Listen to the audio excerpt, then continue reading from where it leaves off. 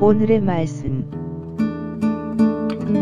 다니엘 11장 1절부터 10절 말씀. 하나님 아버지, 수요일 이 아침에도 주님 앞에 나왔습니다. 이 시간 우리 모두에게 지혜와 계시형을 부어주셔서 말씀을 통해 우리에게 보여주시는 하나님의 뜻을 깨닫게 하여 주옵소서. 예수님의 이름으로 기도합니다. 아멘. 할렐루야. 성교 성도 여러분, 하나님의 은혜와 평강이 여러분 삶 가운데 넘쳐나게 축원합니다. 오늘 우리에게 주시는 하나님의 말씀은 다니엘서 11장 1절에서 19절 말씀입니다. 본문은 10장의 예언을 계속 이어가고 있습니다.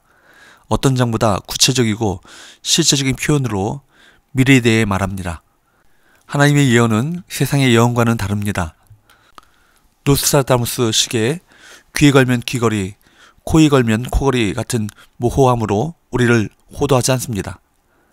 하나님은 상황에 따라 바뀌시는 분이 아니십니다. 다른 어떤 세력에 의해 그분의 뜻이 성취되지 못하는 일도 없습니다. 역사의 주관자이신 하나님께서는 당신의 뜻에 따라 역사를 이끄십니다.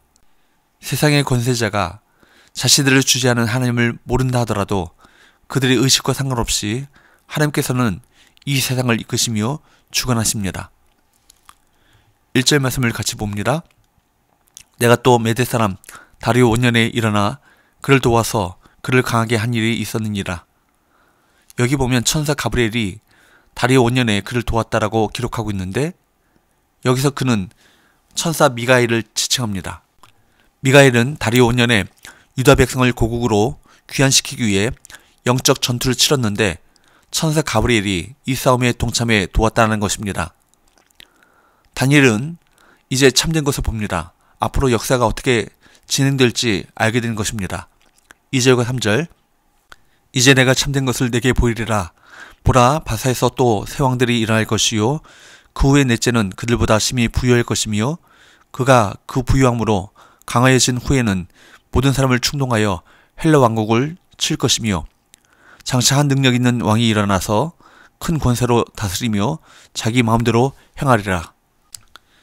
2절과 3절에서는 바사 즉 페르시아에서 세 왕들이 일어날 것이고 그 후에 페르시아의 넷째 한 왕이 나올 것이라고 말합니다. 이 왕은 아하수에로 왕입니다.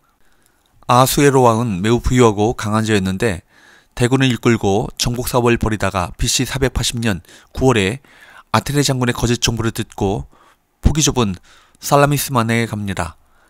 그곳에서 그리스 연합군에게 대패합니다.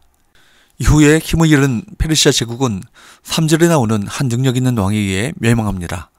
3절의 한 능력 있는 왕은 누구를 말하냐면 그리스의 알렉산더 제왕을 가리킵니다. 알렉산더는 그리스, 페르시아, 인도에 이르는 대제국을 건설한 황제였습니다. 그런데 그도 33세에 젊은 나이로 죽고 결국 대제국은 네 왕조로 나뉘었습니다. 그는 큰 권세를 휘두르고 3절에 나오는 것처럼 자기 마음대로 행하지만 왕권을 자식들에게 물려주지 못하고 죽고 맙니다. 이처럼 세상의 권력은 한시적이고 사람의 의지로 유지할 수 없습니다. 지난 시간에 살펴본 것처럼 앞장에서 짐승들을 통해 예시되었듯이 대제국이 네 왕조로 나뉜 것을 본문 4절은 보다 자세하게 설명합니다. 다니엘서는 각각의 다른 환상들이 나열된 책이 아닙니다. 일관성을 가지고 미래를 예언하는 책입니다. 하나님께서 어떻게 역사를 이끄시는지를 보여주는 예언서인 것입니다. BC 5세기를 살던 다니엘이 이후에 나타날 세계의 역사, 즉 메디아와 페르시아의 패망, 그리스 제국의 강성함과 분열, 로마의 특세, 최후의 종말까지 미리 보게 되었고 그 예언대로 정확히 이루어지는 것을 보면 정말로 신기하고 놀랍습니다. 하나님의 말씀은 정확히 성취됩니다. 알렉산더가 죽고 네 왕조가 생기는데 셀류쿠스, 프톨레미, 카산드라, 리시마쿠스가 바로 그것입니다. 여기까지가 환상의 전반부였다면 이제 5절부터 환상의 후반부에 대한 설명이 나옵니다. 5절부터 19절까지는 네 왕조 중 시리아를 지배한 셀류쿠스와 애굽을 지배한 프톨레미 사이의 갈등과 전쟁에 관해 기술되어 있습니다. 북방 시리아와 남방 애굽, 즉 이집트는 정략 결혼을 통해 화친을 맺습니다. 그러나 6절에서 보듯이 시리아에 온 애굽의 공주는 버림받습니다. 이에 애굽, 이집트는 시리아를 공격하고 시리아도 보복을 시도하지만 구제를 보는 것처럼 실패하고 맙니다. 시리아 왕의 아들들 케로우누스와 마그누스는 다시 이집트를 공격하지만 이집트가 승리합니다. 이후에 북방 시리아는 또 남방 이집트를 공격하지만 재차 실패합니다. 이 환상은 7장과 8장의 환상이 나타나는 역사를 보다 세밀하게 설명하고 있습니다. 연이 가리키는 시대의 최고의 권력들의 충돌과 갈등을 보여주기도 합니다. 이 환상은 구체적으로 세계 역사 속에서 그대로 이루어집니다. 분명한 것은 그들은 자신의 생각과 힘을 동원하여 권력을 지키고 과시하려고 하지만 하나님께서는 그 모든 것을 미리 아신다는 것입니다. 본문은 세상 역사가 하나님의 주관하에 있음을 분명하게 보여주고 있습니다. 시편 2편 4절 말씀처럼 하나님께는 그들의 권력놀이가 웃음거리에 지나지 않을 뿐입니다. 세상의 모든 권력이 하나님의 통치하에 있다는 의식은 현대사회를 살아가는 성도들의 마음과 태도에 영향을 미칩니다. 다니엘서에는 두 가지 흐름이 있습니다. 크게는 제국의 역사들을 주관하시는 하나님의 다스림을 보여주는 것입니다. 또 다른 측면은 그 역사의 흐름을 살아가는 하나님의 사람들을 보여주는 것입니다. 다니엘과 세 친구들이 겪은 일들은 그들의 기도에 응답하시고 그들을 지켜주신 하나님께서 여전히 일하고 계심을 증명합니다.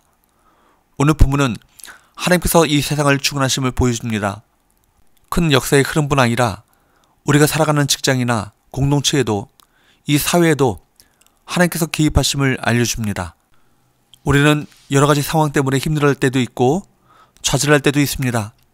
하지만 하나님의 주권을 의지하며 순간의 상황에 일일비하지 말고 믿음을 가져야 할 것입니다. 우리가 속한 세상을 다스리시고 개개인의 삶에도 관여하셔서 돌보시고 지키시는 그 하나님을 의뢰하십시오. 그 하나님을 믿는다면 우리는 삶의 현장에서 낭망하지 않으며 세상의 어그러짐과 악한 현실로 인해 좌절하지 않을 것입니다. 악한 지도자들의 모습에서도 그들을 심판하시고 주관하시는 하나님을 볼 수 있어야 합니다. 기도합시다. 하나님 아버지, 이 세계 모든 역사도 아버지의 주권과 섭리 가운데 있음을 믿습니다. 모든 것을 주님께 맡기고 주님을 신뢰하면서 오늘 우리에게 주어진 사명에 충성을 다하게 하여 주옵소서. 예수님의 이름으로 기도합나이다. 아멘.